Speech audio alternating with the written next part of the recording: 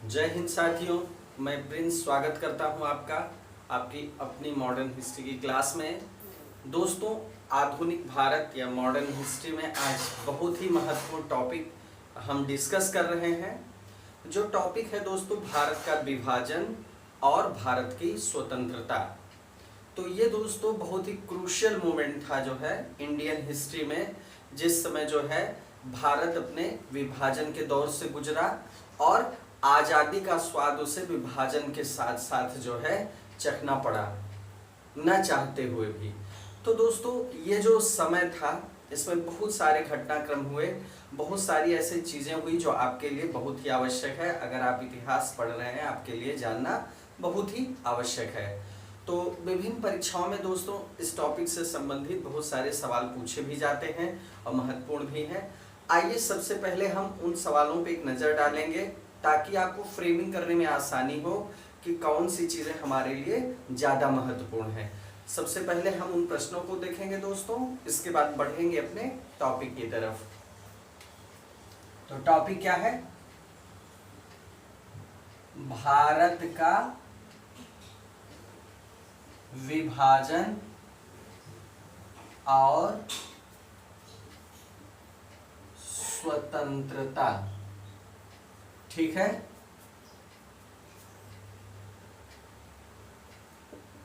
The partition of India and freedom. ठीक है, and freedom. ठीक है, चलिए ये हमारा टॉपिक है दोस्तों। इससे संबंधित कुछ सवाल जो पूछे जाते हैं वो क्या क्या सवाल होते हैं? ठीक है, सवाल होते हैं जैसे भारत की स्वतंत्रता के समय, भारत की स्वतंत्रता के समय भारत की आजादी के समय ब्रिटेन का प्रधानमंत्री कौन था? ब्रिटेन का प्रधानमंत्री कौन था? ठीक है, इंग्लैंड या ब्रिटेन। ठीक है, का प्रधानमंत्री कौन था? ठीक है, ये सवाल बन सकता है। तो उत्तर क्या होगा? Clement R Attlee. Clement R Attlee ये थे उस समय ब्रिटेन के प्रधानमंत्री। क्या थे दोस्तों? ब्रिटेन के प्रधानमंत्री। कई बार दोस्तों देखिए, सम्राट भी वहां पर जो है एक तरह से प्रधान होता है, लेकिन उसका महत्व बहुत ज्यादा नहीं होता। देखिए दोस्तों, कभी कभी सम्राट भी पूछा है, परीक्षा में यह भी पूछा है कि उस समय ब्रिटेन का सम्राट कौन था। तो आप क्या कहेंगे? जॉर्ज। सम्राट की बात आए तो सम्राट कौन था? तो जॉर्ज खस्टम। ठीक है, जॉर्ज खस्टम। ठीक है, तो ये हो गया कि ब्रिटेन के प्रधानमंत्री और सम्राट के बारे में कि जब भारत को आजादी मिली तो इन दोनों पदों पर कौन था। इस तरह के सवाल पूछे जाते हैं। इससे ये पता लगाया जाता है कि आपको उस समय का घटनाक्रम क्लियर है या नहीं। अब जैसे एक अगला सवाल, भारतीय स्वाधीनता जो विधेयक था। ठीक है, कौन सा विधेयक था? भारतीय स्वाधीनता विधेयक। भारतीय स्वाधीनता या स्वतंत्रता, भारतीय स्वाधीनता विधेयक को राजकीय स्वीकृति। ठीक है, यह सवाल पूछता है कि भारतीय स्वतंत्रता विधेयक को राजकीय स्वीकृति कब मिली? राजकीय स्वीकृति कब मिली? महत्वपूर्ण सवाल है, बहुत बार पूछा है दोस्तों। तो 18 जुलाई 1947, 18 जुलाई 1947 वो डेट है जब इस विधेयक को क्या मिली? राजकीय स्वीकृति मिली। मतलब ये पारित हुआ, भारतीय स्वतंत्रता विधेयक। ARO में पूछा गया, PSS में पूछा गया, कई परीक्षाओं में ये सवाल पूछा गया है। तो ये आपको तभी पता चलेगा जब आप घटनाक्रम पढ़ेंगे कि किस तरह भारतीय स्वतंत्रता विधेयक पारित किया गया ब्रिटिश संसद द्वारा। ठीक है। बाल्कन प्लान एक टर्म है दोस्तों, बाल्कन प्लान ये पूछा गया है। बाल्कन प्लान, ठीक है, किस चीज का उपज था? ये किसके दिमाग की उपज थी? Balkan plan. ऑप्शन दे देगा 4 लोगों के। तो ये विकल्प में जो सही जवाब होगा आपका वो होगा दोस्तों लॉर्ड माउंटबेटन। ठीक है, लॉर्ड माउंटबेटन के दिमाग की उपज था बाल्कन प्लान। ठीक है, ये बाल्कन प्लान था क्या दोस्तों? बाल्कन प्लान क्या था? 24 मार्च और 6 मई इसके बीच, 24 मार्च से लेके 6 मई 1947 तक भारतीय नेताओं के साथ माउंटबेटन की लगभग 133 जो है मीटिंग हुई। भारतीय नेताओं के साथ कितनी मीटिंग हुई? 133 इंटरव्यू हुए लगभग। ठीक है, माउंटबेटन के। और लास्ट में क्या निष्कर्ष निकला? लास्ट में क्या निष्कर्ष निकला कि जो कैबिनेट मिशन योजना है, कैबिनेट मिशन योजना ये क्या हो चुकी है? पूरी तरह से अव्यावहारिक हो चुकी है। ठीक है, पूरी तरह से अव्यावहारिक हो चुकी है कैबिनेट मिशन योजना। ठीक है, ये निष्कर्ष निकाला गया 133 जो है मीटिंग के बाद। फिर जो है एक वैकल्पिक योजना लाई गई। ये क्या थी दोस्तों? एक वैकल्पिक योजना थी। ठीक है, कैसी योजना थी? वैकल्पिक योजना थी, जिसे क्या नाम दिया गया? Balkan plan. और ये क्या थी? गुप्त योजना थी। कैसी योजना थी दोस्तों? गुप्त योजना थी। ठीक है, तो ये जो है हो गई बाल्कन प्लान की बात। ठीक है, किसकी बात हो गई? बाल्कन प्लान की बात। ठीक है, आइए आगे बढ़ते हैं दोस्तों। इस तरह के सवाल जो है इस टॉपिक से बनते हैं, इस तरह के सवाल पूछे जाते हैं। अब जैसे ये पूछा जाएगा बहुत ही इंपॉर्टेंट सवाल 26 जनवरी। 26 जनवरी, ठीक है, ये पूछा जाएगा कि 26 जनवरी के ही दिन लागू करने का निर्णय क्यों लिया गया? इसी दिन जो है, इसी दिन संविधान लागू करने का निर्णय लिया गया। ठीक है, ये पूछा जाएगा कि आखिर क्यों 26 जनवरी का दिन महत्वपूर्ण है, क्यों इसी दिन संविधान लागू करने का निर्णय लिया गया? तो दोस्तों इसका कारण क्या है? क्या यह शुभ दिन था? नहीं। ठीक है, इसी तिथि को 26 जनवरी 1930 को, 26 जनवरी 1930 के दिन ही क्या हुआ था दोस्तों? क्या हुआ था? इस दिन जो है स्वतंत्रता दिवस, कांग्रेस ने स्वतंत्रता दिवस मनाया था।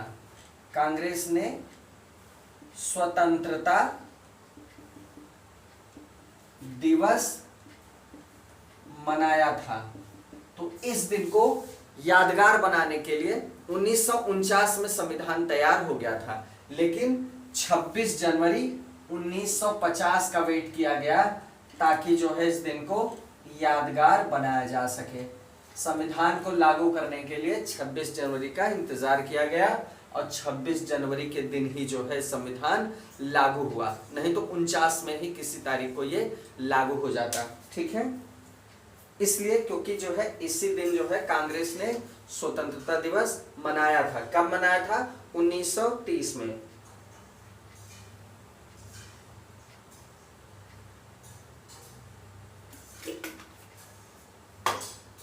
चलिए, ऐसे कुछ सवाल हैं दोस्तों।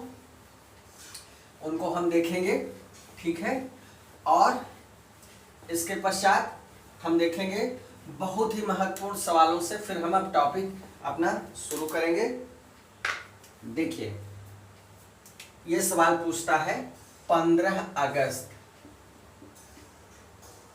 1947, तो ये तो भारत की आज़ादी का दिन है, ठीक है। अब हम अपने टॉपिक पे आते हैं, सवालों को इसके साथ देखते रहेंगे, टॉपिक को कंप्लीट करते रहेंगे। आज ये टॉपिक कंप्लीट करना है। तो 15 अगस्त 1947, ठीक है, ये है आज़ादी का दिन। तो दोस्तों 15 अगस्त 1947, तो 15 अगस्त 1947 को केंद्रीय असेंबली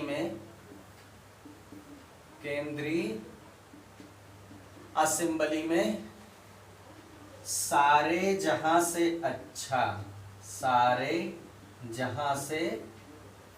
अच्छा हिंदोस्तां हमारा, ये गीत दोस्तों किसने लिखा है? ये लिखा है मोहम्मद इकबाल ने। किसने लिखा है? मोहम्मद इकबाल ने, ठीक है। तो ये गीत जो है 15 अगस्त 1947 को, कब? मध्य रात्रि में, ठीक है, मध्य रात्रि में जो है केंद्रीय असेंबली में ये गीत किसने गाया? इसी के साथ एक गीत और था दोस्तों, इसी के साथ एक गीत और था। वो गीत क्या था? हमारा राष्ट्रीय गान जन गण मन। ये क्या है दोस्तों? ये हमारा क्या है? राष्ट्रगान है, जिसे गुरुदेव रविंद्रनाथ टैगोर ने जो है लिखा है, ठीक है। तो इन दोनों गानों को किसने गाया? इसको किसने गाया दोस्तों? एम.एस.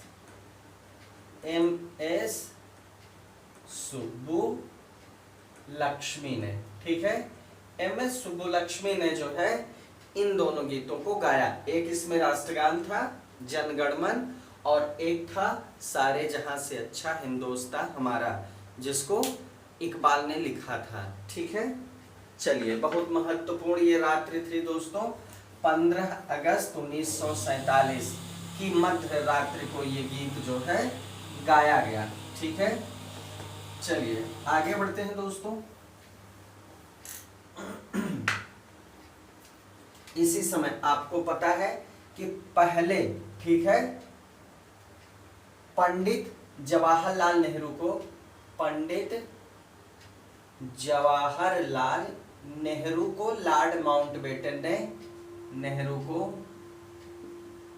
लॉर्ड माउंटबेटन ने क्या किया? प्रधानमंत्री पद जो है, प्रधानमंत्री पद पर नियुक्ति की। प्रधानमंत्री पद पर नियुक्ति की, ठीक है। लॉर्ड माउंटबेटन ने प्रधानमंत्री पद पर किसकी नियुक्ति की? पंडित जवाहरलाल नेहरू की, ठीक है। अब दोस्तों यहाँ एक चीज और बहुत महत्वपूर्ण है, बहुत बार परीक्षाओं में पूछा गया है कि स्वतंत्र भारत के प्रथम गवर्नर जनरल कौन थे? स्वतंत्र भारत के प्रथम गवर्नर जनरल कौन थे? तो लॉर्ड माउंटबेटन थे, ठीक है। और अगर ये सवाल पूछा गया कि स्वतंत्र भारत के प्रथम भारतीय गवर्नर जनरल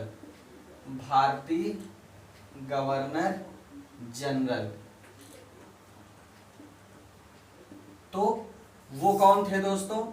सी राजगोपालाचारी, ठीक है। स्वतंत्र भारत के प्रथम भारतीय गवर्नर जनरल कौन थे दोस्तों? सी राजगोपालाचारी। ठीक है, चलिए, ये स्वतंत्र भारत के अंतिम भारतीय गवर्नर जनरल भी थे। अंतिम भारतीय गवर्नर जनरल भी थे। ठीक है, सी राजगोपालाचारी। इनका दोस्तों कार्यकाल क्या रहा? 1948 से 1950 तक। 1948 से 1950 तक। अब दोस्तों आगे बढ़ेंगे, आगे बढ़ते हैं और चीजों को देखते हैं।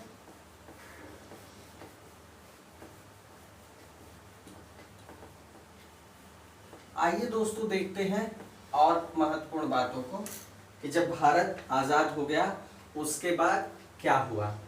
अब सी राजगोपालाचारी को आपने देखा कि ये प्रथम भारतीय गवर्नर जनरल रहे और अंतिम गवर्नर जनरल रहे। मतलब प्रथम भारतीय थे जो प्रथम और अंतिम गवर्नर जनरल रहे 1948 से 1950 तक। ठीक है, क्लियर।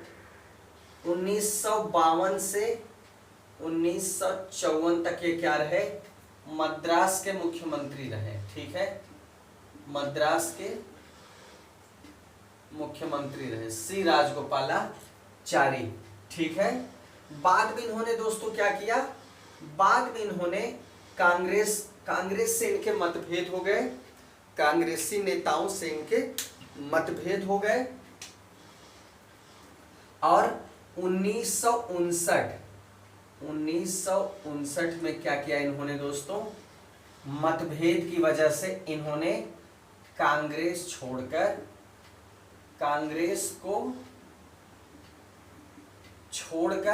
ठीक है, कांग्रेस को छोड़ के स्वतंत्र पार्टी का गठन किया। स्वतंत्र पार्टी का गठन किया। सी राजगोपालाचारी ने क्या किया? स्वतंत्र पार्टी का गठन किया। ठीक है, अब दोस्तों एक सवाल ये पूछा जाता है कि स्वतंत्र भारत के प्रथम विधि मंत्री कौन थे? स्वतंत्र भारत के प्रथम विधि या कानून मंत्री कौन थे? तो स्वतंत्र भारत के प्रथम विधि मंत्री कौन थे दोस्तों? Doctor B.R. अंबेडकर। कौन थे दोस्तों? Doctor B.R. अंबेडकर। भीमराव अंबेडकर ही प्रथम कानून मंत्री थे जिनका सुझाव महात्मा गांधी ने दिया था इनको मंत्रिमंडल में शामिल करने के लिए। ठीक है, इनको विधि मंत्री पद संभालने का न्योता दिया गया था महात्मा गांधी जी की सलाह पर। ठीक है, क्लियर हुआ।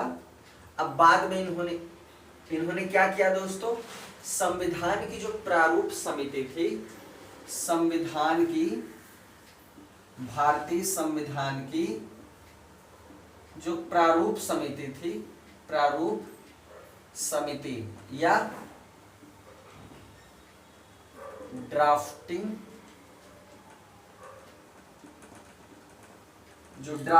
कमेटी थी दोस्तों के अध्यक्ष के रूप में, ड्राफ्टिंग कमेटी के अध्यक्ष के रूप में भी अपनी भूमिका निभाई।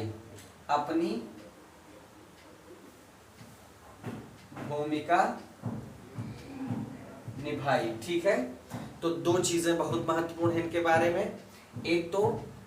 एक तो स्वतंत्रता के बाद जो है ये सरकार में किस पद पर रहे? विधि मंत्री के पद पर रहे।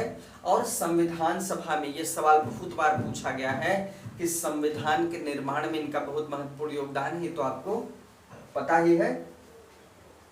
उसकी जो ड्राफ्टिंग कमेटी थी दोस्तों, प्रारूप समिति थी, उसके ये अध्यक्ष थे। ठीक है, उसके अध्यक्ष के रूप में इन्होंने काफी महत्वपूर्ण भूमिका का निर्वाह किया। ठीक है, क्लियर। चलिए आगे देखते हैं।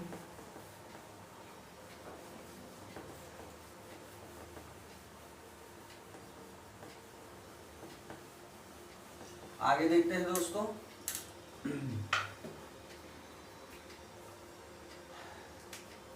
अब दोस्तों क्या हुआ कि देखिए, ये तो आपको पता ही चल चुका है कि 26 जनवरी 1950 को जो है ये दिन क्यों डिसाइड हुआ, ठीक है। तो ये दिन क्या हुआ, 26 जनवरी 1950 को क्या हुआ दोस्तों, इसी दिन को जो है संविधान को पूर्णतः लागू करने का दिन चुना गया। संविधान को पूर्णतः लागू करने का दिन चुना गया, ठीक है। यही दिन चुना गया जिस दिन संविधान को पूरी तरह लागू किया जाए। मैंने आपको बताया है 1949 में ही संविधान बनके तैयार हो गया था, लेकिन 26 जनवरी की विशेष तिथि को जो है यादगार बनाना चाहते थे कांग्रेसी नेता जो थे, इस दिन को यादगार बनाना चाहते थे। क्यों? क्योंकि इसी दिन जो है 1930 को जो है इन्होंने इसको स्वतंत्रता दिवस के रूप में घोषित किया था, ठीक है। तो 26 जनवरी 1950 को क्या हुआ दोस्तों, संविधान पूर्णतः लागू करने का दिन चुना गया। और इसीलिए दोस्तों इसी दिन क्या हुआ, इसी दिन को गणतंत्र दिवस घोषित किया गया। इसी दिन को क्या घोषित किया गया, गणतंत्र दिवस घोषित किया गया। अब गणतंत्र का क्या मतलब होता है दोस्तों, ये जानना आवश्यक है कि गणतंत्र का मतलब क्या होता है। गणतंत्र, भारत एक गणतांत्रिक देश है, तो गणतांत्रिक क्यों है, गणतांत्रिक क्यों है, अपने आप में गणतंत्र ये क्यों है।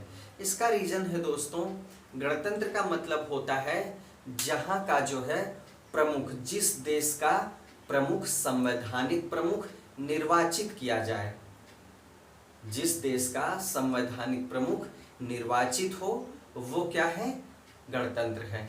अब ब्रिटेन में आपने देखा वहां सम्राट का पद है, जो संवैधानिक प्रमुख है, वो संवैधानिक प्रमुख माना जाता है, उसके नाम से जो है चीजें होती हैं, लेकिन उसका चुनाव नहीं किया जाता।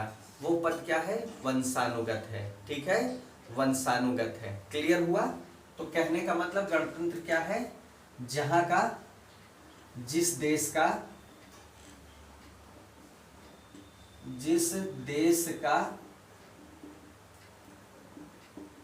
संवैधानिक प्रमुख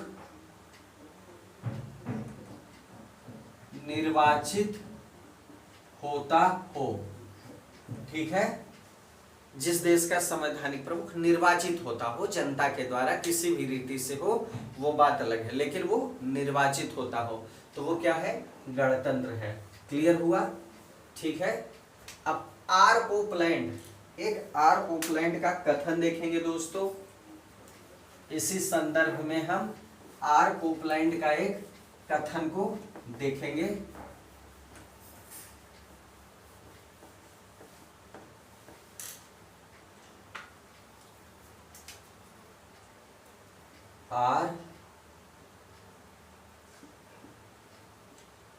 आर कोपलैंड, इनका एक कथन था कि भारतीय राष्ट्रवाद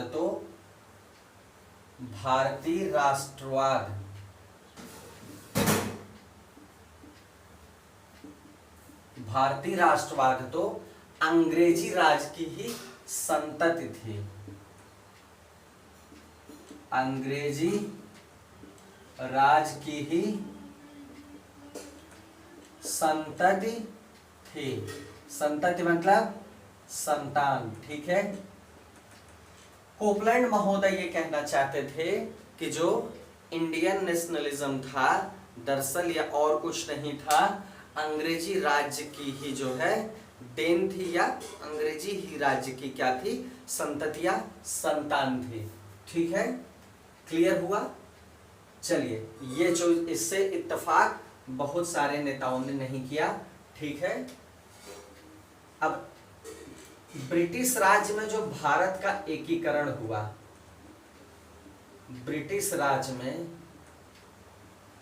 भारत का जो एकीकरण हुआ, ये तर्क देते हैं दोस्तों, कुछ विद्वान ये तर्क देते हैं, अंग्रेजी इतिहासकार तर्क देते हैं कि जो है ब्रिटिश राज की वजह से ही भारत एकता के सूत्र में बंधा, उसका एकीकरण हुआ।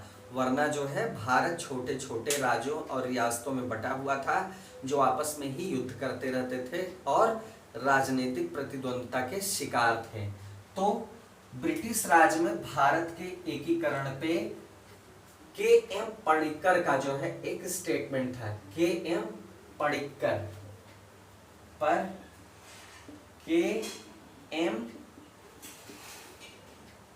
पणिक्कर ने क्या कहा दोस्तों? कहा था, क्या कहा कि ब्रिटिश शासन की सबसे अधिक महत्वपूर्ण उपलब्धि, ये पूछा जाता है कि ये बात किसने कही, तो ब्रिटिश शासन की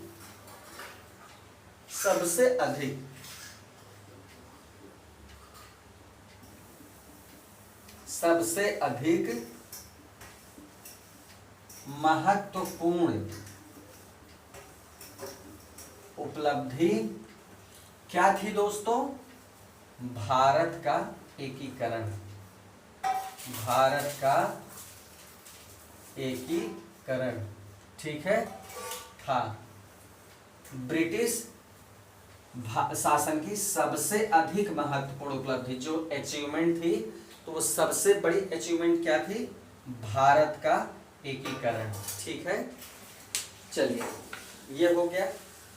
अब दोस्तों देखेंगे कुछ ऐसे तथ्य जो सवाल पूछे जाते हैं परीक्षाओं में इस टॉपिक से, उनको हम डिस्कस करेंगे।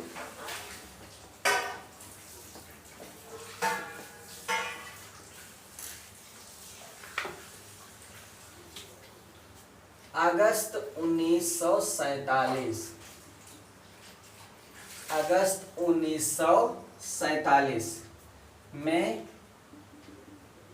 स्वतंत्रता दिवस के समारोहों में कौन व्यक्ति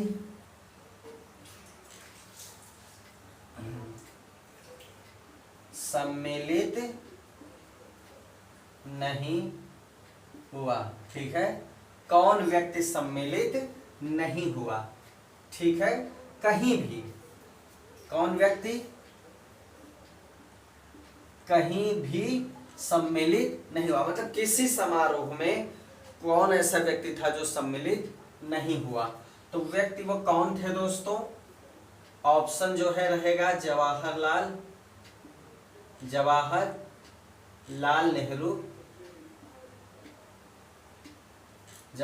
नेहरू, दूसरा महात्मा गांधी, ठीक है, तीसरा अबुल कलाम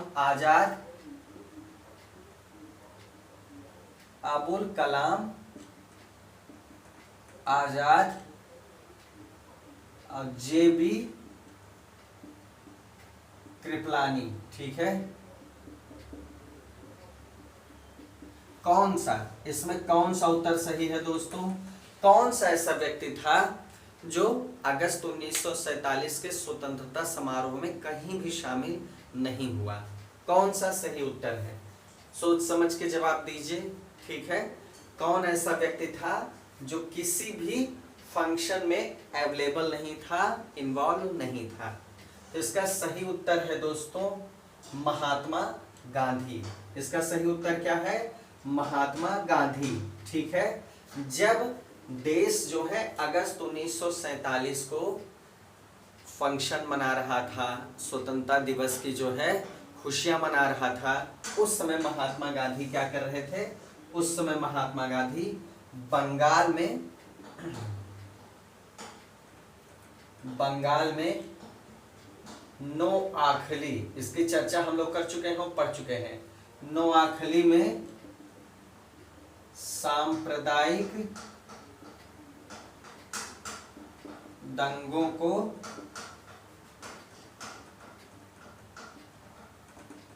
सुलझाने में व्यस्त थे। ठीक है। सांप्रदायिक दंगों की आग को शांत करा रहे थे महात्मा गांधी उस समय, जबकि जो है पूरा देश स्वतंत्रता दिवस का जश्न मना रहा था। ये नोआखली में क्या कर रहे थे? दंगों को शांत करा रहे थे, दंगों को शांत करा रहे थे। ठीक है, क्लियर हुआ? चलिए, महत्वपूर्ण प्रश्न है और थोड़ा सा टिपिकल भी है। कुछ और टिपिकल प्रश्न जो है देखते हैं दोस्तों, कुछ टिपिकल प्रश्न देखते हैं।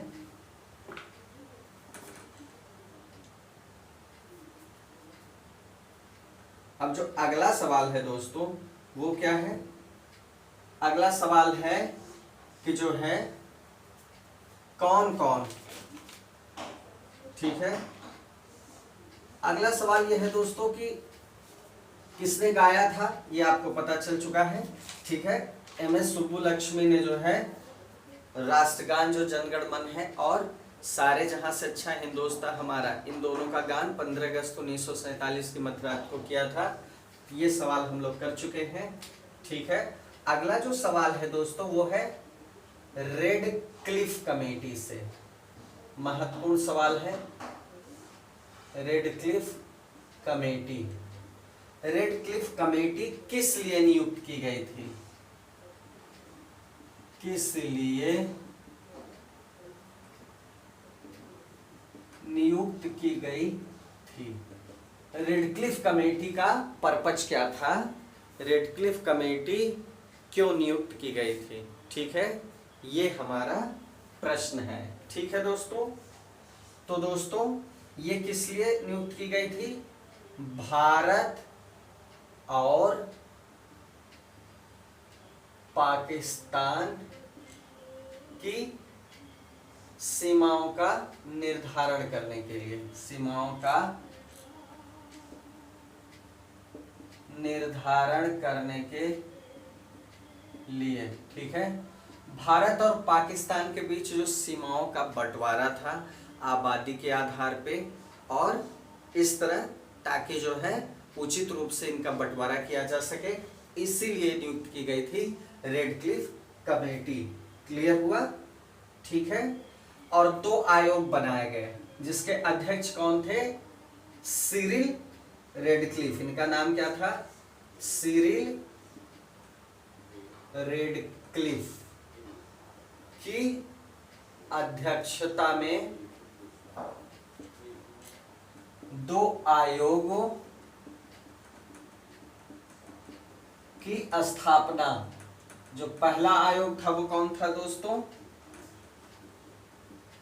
पंजाब सीमा आयोग, और दूसरा कौन था? बंगाल सीमा आयोग। ये दोनों आयोग बनाए गए थे भारत और पाकिस्तान की सीमाओं का निर्धारण करने के लिए, और दोनों के अध्यक्ष कौन थे? सिरिल रेडक्लिफ थे। ठीक है, सिरिल रेडक्लिफ थे। अब दोस्तों दोनों आयोगों में 4-4 सदस्य थे, जिसमें आपको ये पता ही है कि इसमें 4 सदस्य थे, इसमें 4 सदस्य थे, जिसमें 2 कांग्रेस से और 2 मुस्लिम लीग से। यहां भी वही स्थिति थी, दोनों आयोगों में 2 सदस्य कांग्रेस से और 2 सदस्य मुस्लिम लीग से नियुक्त किए गए थे। ठीक है, क्लियर हुआ? चलिए, इन दोनों के अध्यक्ष कौन थे? रेडक्लिफ। तो रेडक्लिफ कमेटी किस लिए बनाई गई? ये बनाई गई दोस्तों भारत और पाकिस्तान के बीच सीमाओं का निर्धारण करने के लिए। भारत और पाकिस्तान के बीच सीमाओं का निर्धारण करने के लिए रेडक्लिफ कमेटी बनाई गई। ठीक है, क्लियर हुआ? चलिए, इसी के साथ दोस्तों जो भी प्रश्न है वो हमने डिस्कस कर लिया। तो प्रश्नों के फॉर्म में भी हमने देखा और हमने टॉपिक को भी देखा। छोटी से छोटी महत्वपूर्ण बातों को हमने डिस्कस किया जो भारत के विभाजन और स्वतंत्रता से संबंधित है। तो दोस्तों मुझे उम्मीद है कि आपको जो जानकारी चाहिए थी वो सारी जानकारी आपको मिल चुकी है और हमने उसको आपको पहुंचाने का प्रयास किया। परीक्षा में यहीं से प्रश्न पूछा जाएगा दोस्तों। ये पूछा जाएगा कि जो है जनगण मन और आपका सारे जहां से अच्छा किसने गाया 15 अगस्त के मध्यरात्रि को, तो एम एस सुब्बलक्ष्मी ने गाया। आपसे पूछा जाएगा रेड क्लिफ कमेटी के बारे में, आपसे पूछा जाएगा कि जिस समय स्वतंत्रता प्राप्ति हुई या जिस समय विभाजन हुआ उस समय कांग्रेस के अध्यक्ष कौन थे। ये सारी चीज़ें हमने इस जो है टॉपिक में डिस्कस की। सो दोस्तों अगर आपने अच्छे से टॉपिक सुना है तो आपको इस टॉपिक से कहीं से भी प्रश्न को हल करने में असुविधा नहीं होगी। तो दोस्तों इसी के साथ ये टॉपिक भी ख़त्म होता है और आज की क्लास भी ख़त्म होती है। तो दोस्तों मिलते हैं अगले वीडियो में, तब तक के लिए जय हिंद जय भारत।